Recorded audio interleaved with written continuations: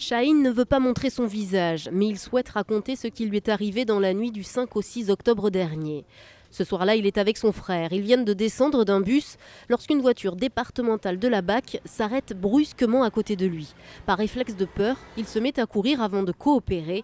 Mais d'après le jeune homme, il est alors frappé une première fois, puis emmené plus loin à bord de la voiture avant de subir un véritable cauchemar.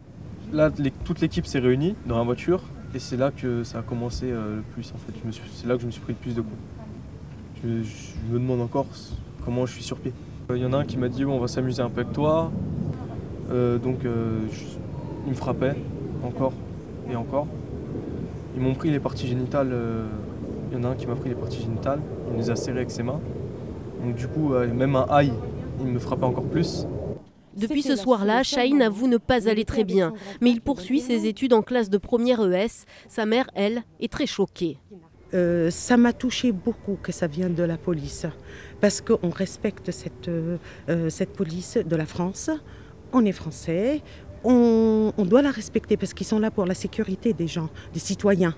Ils ne sont pas là pour abîmer les petits jeunes qui n'ont rien fait de mal. L'IGS, la police des polices, a été saisie du dossier.